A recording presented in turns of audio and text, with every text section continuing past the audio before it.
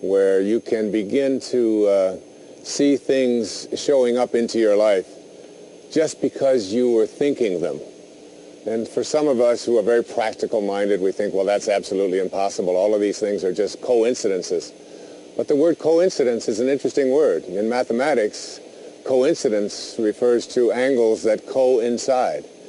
And in mathematics, two angles that coincide are said to be two angles that fit together perfectly.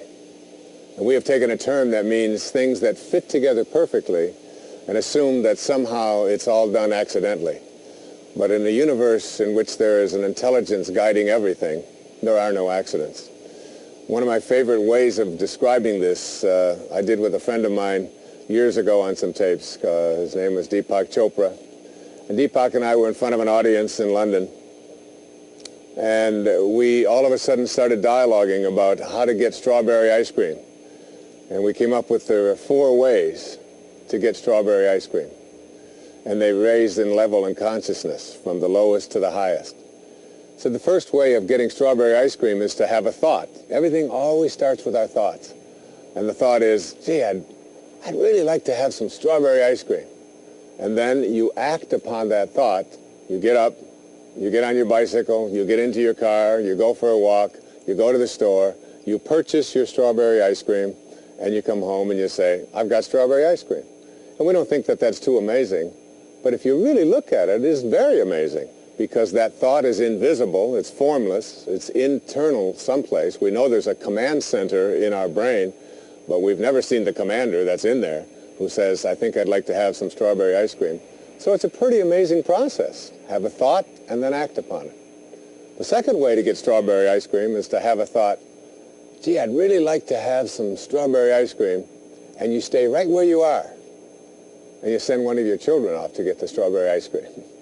And this is a higher level of consciousness, because here you are just sitting there having a thought, and you just express a word, and someone else goes off, gets the strawberry ice cream, brings it back to you, and you think, this isn't too bad a way of doing it. The third way we talked about on stage was the more intriguing way. And the third way to get strawberry ice cream is to have a thought, gee, I'd really like to have some strawberry ice cream. And then someone walks by and they say to you, excuse me, is this your strawberry ice cream? And when that happens, you go, whoa, booga, booga, booga. And you call everybody that you know and you tell them, you can't believe what happened today. I was just thinking about having some strawberry ice cream, and a stranger just walked by, and there it was, and he handed it to me. This is what Jung called synchronicity. And this idea that you have a thought. Perhaps it's a thought about a sister that you haven't talked to in 5 years, and she lives on the other side of the country, and you can't get her out of your mind. And that thought represents an energy. And that energy says, gee, I'd really like to talk to my sister, but I haven't talked to her in a long time. And all of a sudden the telephone rings, and there's a feeling in here. And that feeling says, gee, I bet you that's my sister. And you pick it up, and sure enough, that's her. That's her calling you. And everybody that's out there has these kinds of experiences. You have a thought about something. I can remember one time having a thought about getting my screen doors fixed. And I had been given a hard time at home about get your screen doors fixed. And I just hate fixing screen doors. And I was driving down the freeway, and I looked to my left, and passing me was a truck that said, we will fix your screen doors. And I thought, this is synchronicity in work. And I followed that truck, and I got his number, and I called him, and I had the screen doors fixed before I even got home that evening through a telephone call. And we often think these kinds of things that we call synchronicity, or we call sort of a serendipity or collaboration with fate, that they're accidental. But there's no accidents in this universe. Every thought that you have is a thought that is an energy. And that energy, when it is sent out, connects to something else. And everything in this universe is connected. Every tree that you see in this scene right here, every single bug that's out there, all of the thoughts that you have, all of the human beings. There's a philosophy that says that a butterfly flows his wings in New York, that it affects the winds in Tokyo, all around the world. So that's synchronicity. But there's a fourth way of getting strawberry ice cream, And that's the way that I dream about and think about. It's called unity consciousness. And this is where you have a thought, gee, I'd really like to have some strawberry ice cream. And you manifest it. In the scriptures, this is called the gift of fish and loaves, that you live at such a high level of consciousness that whatever it is you place your attention on shows up, and you become the creator or the co-creator of your life. But those are the 4 ways of getting strawberry ice cream. The first is quite easy. You have a thought, and you go out and get it. The second is you have a thought, and someone else does it for you. That third one, called synchronicity, that's one in which you can begin to see that when you have a thought, you have the power to attract into your life what you're thinking about, even though you may not be consciously aware of it. You can literally negotiate the presence of what you place your attention on. And ultimately, even the least among you can do all that I have done and even greater things. And this means that we all have that capacity to have the gift of fish and loaves in our lives, or to manifest what we would like. Basically, there are 3 levels of consciousness that I like to speak about. They go from low to high. The lowest level of consciousness is what I call ego consciousness. And it's the time when we believe that who we are is our bodies and what we can do and what we have and what other people think of us. We essentially believe we're separate from everyone else, and we're separate from what we would like to attract into our life. We're separate from God.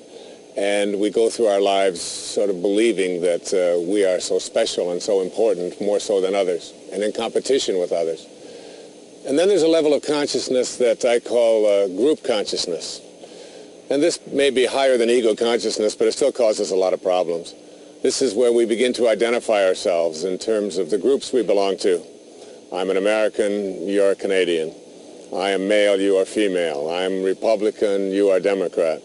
I am Muslim, you are Catholic, and on they go. And ultimately, we create an enormous amount of conflicts and ultimately wars over this group identification. But there's a third level of consciousness, is the one that I've always aspired to and try to teach people to go to, and that's called mystical consciousness, or unity consciousness, or even God consciousness. And this consciousness is one in which we begin to see ourselves not as separate from each other, but as connected to each other. And when we see another human being, we see the unfolding of spirit rather than their appearance, what color they are, what shape their eyes may be, what their belief systems or cultures they belong to. That all gets shifted into seeing the connection between all of us. And my friend Ram Dass, many, many years ago, tells a wonderful story that illustrates how difficult it is for some people to understand this level of consciousness. And he tells a story of a shepherd. And the shepherd was tending to his flock. And a person from this ego consciousness from another part of the world approached him. And he said to the shepherd, he said, would you mind if I ask you a few questions about your sheep? And the shepherd said, why, certainly. He said, well, tell me, he said, how far would you say your sheep graze or walk in a given day? And the shepherd said, well, I can't answer that question unless you tell me which ones you're speaking about, the white ones or the black ones. Well, this man said, the white ones. He said, well, the white ones walk 4 miles every single day. We've measured that. He said, that's amazing. And he said, what about the black ones? He said, well, the black ones also walk 4 miles. And he was a little perplexed by that, but he said, well, tell me this. He said, tell me, how much food would you say your sheep would eat in a given day? And the shepherd again said, well, I can't answer your question unless you tell me, are you speaking about the white ones or the black ones? He said, well, tell me about the white ones. He said, well, the white ones eat exactly 3.5 pounds of grass every single day. We've measured that. He said, really? He said, well, what about the black ones? And he said, well, they eat 3.5 pounds as well. Well, the man just got a little more frustrated. Finally, he said to him, he said, well, in the springtime, at shearing time, he said, how much wool would you say your sheep give? And the man said, which are you speaking about? He said, well, the white ones. And he said, well, we've measured that. He said, the white ones give 6 pounds of wool every spring at shearing time. And he said, well, what about the black ones? He said, well, the black ones give 6 pounds also. Finally, the man was beside himself. He just couldn't understand this. And he said to him, I don't understand this. Every time I ask you a question about your sheep, you ask me to divide them into the white ones and into the black ones, and then you tell me they're exactly the same. He said, why would you do that? He said, that may be a bit confusing to you. He said, let me explain. He said, you see all of those sheep out there? He said, yeah. He said, you see the white ones? He said, yeah. He said, I see the white ones. He said, well, the white ones are mine. I was given them, I raised them, and they're all mine. I own all of those sheep. Oh, he said, I understand. And he said, what about the black ones? He said, well, I own them too. And that was the story. And it was the story that I've always been amused by. I remember when I called one of my friends, and he laughed out loud at that story, Deepak Chopra. He said it got to him. The idea was that we, and from ego consciousness and group consciousness, need to divide everything into colors and into appearances.